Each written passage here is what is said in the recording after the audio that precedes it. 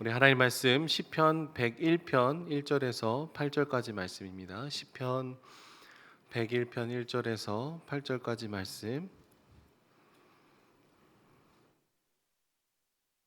시편 101편 1절에서 8절까지 말씀을 교독해서 읽도록 하겠습니다. 제가 먼저 읽겠습니다. 내가 인자와 정의를 노래하겠나이다. 여호와여, 내가 주께 찬양하리이다. 내가 완전한 길을 주목하오리니 주께서 어느 때나 내게 임하시겠나이까.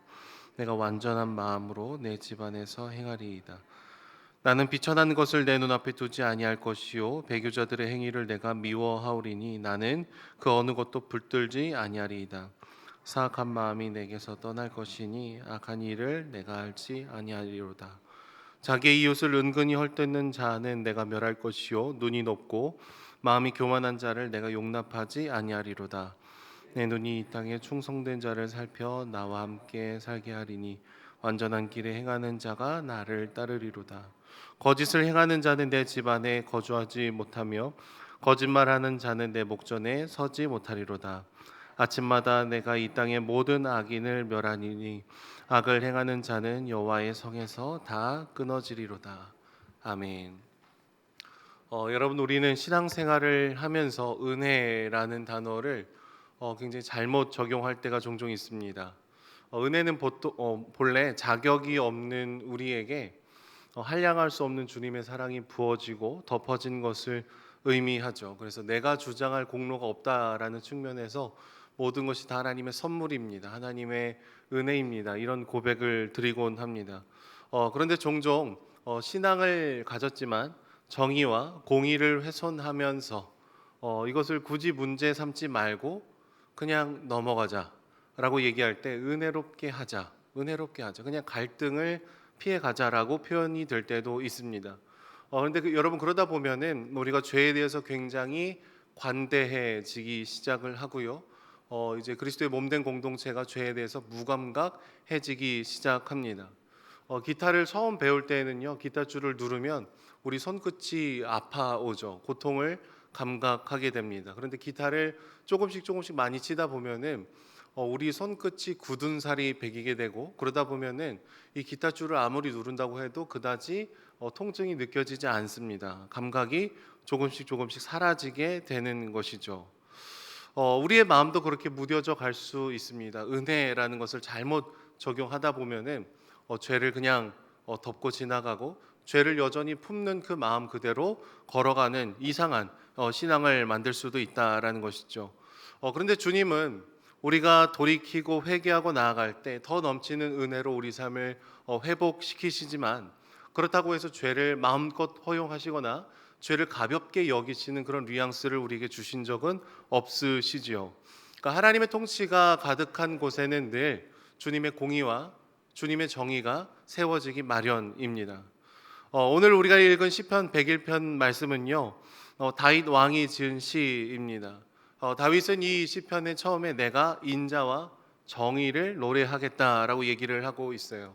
그러니까 다윗은 자신을 왕으로 세운 분이 누구인 줄을 알고 그분이 가장 귀중하게 여기는 가치를 나도 추구하고 살겠습니다라는 고백을 하고 있는 것이죠.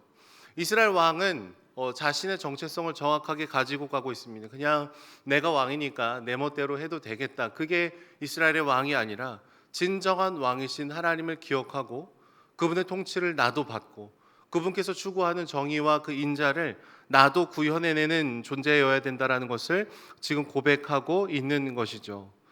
그래서 그는 내가 있는 집과 내가 통치하고 있는 땅 가운데 모든 것에 하나님의 질서를 세우겠습니다. 내가 완벽함을 추구하고 주님께서 기뻐하시는 그 다스림을 내가 나타내겠습니다라는 고백을 주님 앞에 드리고 있는 것이죠. 그러기 위해서 무엇을 거절해야 됩니까? 오늘 말씀 보시면 비천하고 악한 일을 거절하고 또 그러한 일들을 즐기는 자들을 멀리하고 심판하겠노라라고 얘기를 하고 있습니다. 죄를 멀리하고 하나님을 가까이 하는 삶, 인자와 정의가 가득한 삶을 살겠다고 지금 고백을 하고 있는 것이죠. 그런데 다윗은요, 솔직하게 이런 완전한 길을 내 힘으로, 내 의지로, 나의 노력으로 걸어갈 수 없음을 얘기하고 있습니다.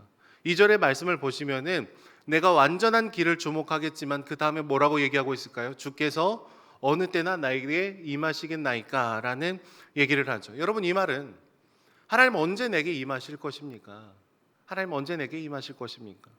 그러니까 개인적으로 완전한 길을 걸어가는 삶도 생각보다 어렵고요.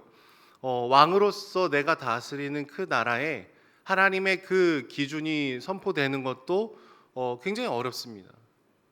왕 혼자 노력해서 된다는 것도 아니고 내가 그렇게 고결한 존재도 아니라는 것을 솔직하게 고백하는 것이죠. 그래서 주님 내게 오셔야 됩니다.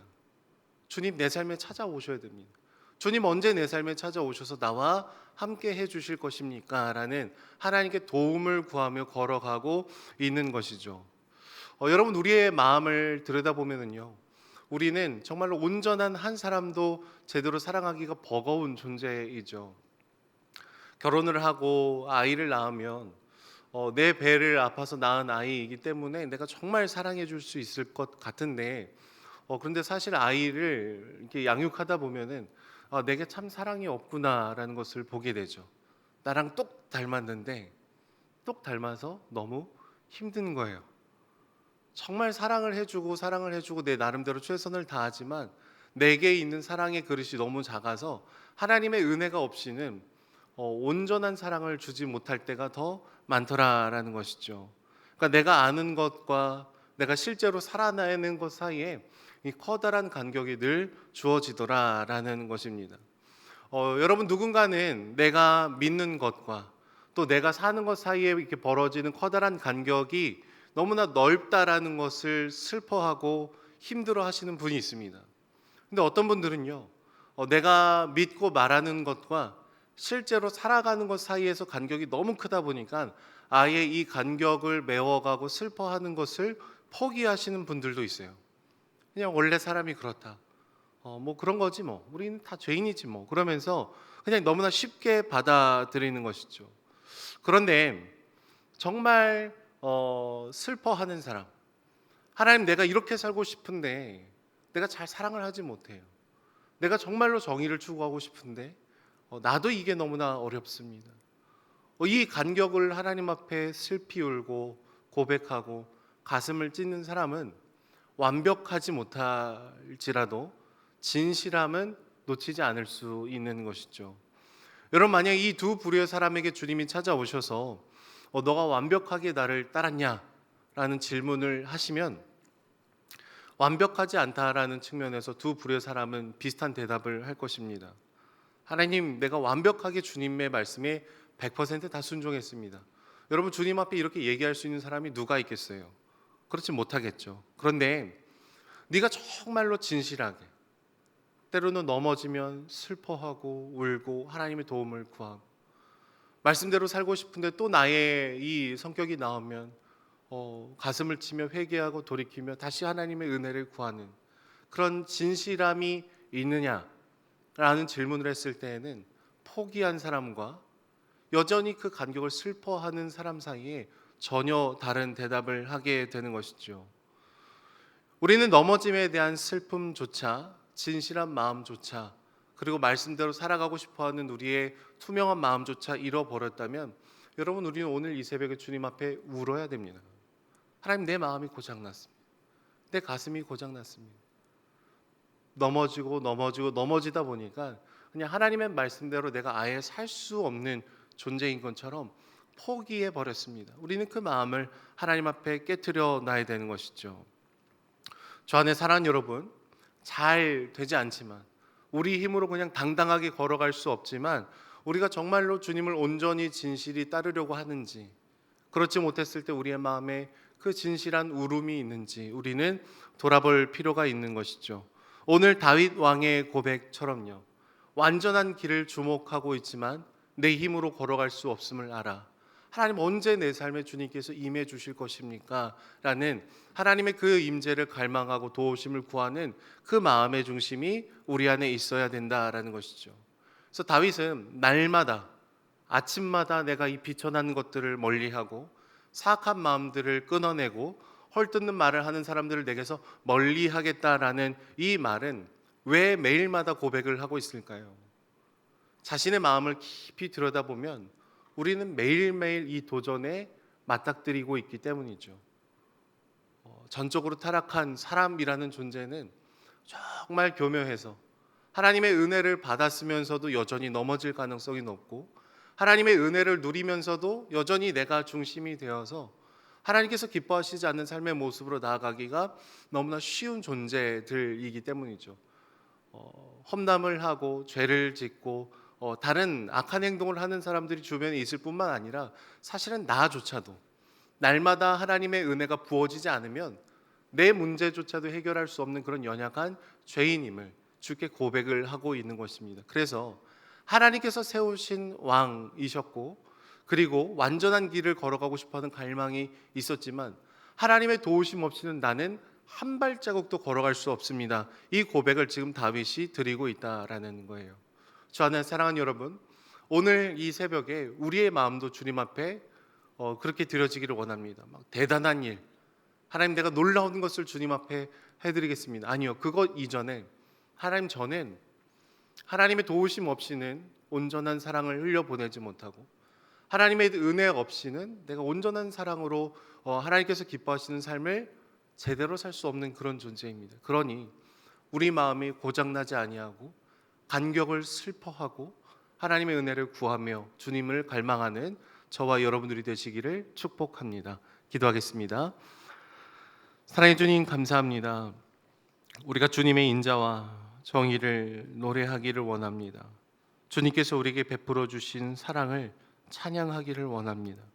우리는 완전할 수 없지만 완전한 길을 주목하기를 원하고, 하나님의 찾아오심, 주님의 임재가 우리 안에 가득하기를 주님 소망합니다.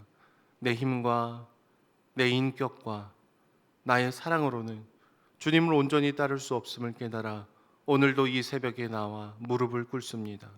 하나님, 오늘 이 새벽에 우리를 만나 주시고 하나님의 깊은 임재 가운데 들어가서 주님을 깊이 경험하고 주님 공급해 주신 힘과 사랑으로 그 은혜 가운데 우리가 주님께서 기뻐하시는 그 걸음걸음들을 걸어갈 수 있도록 주님 날마다 함께하여 주시옵소서.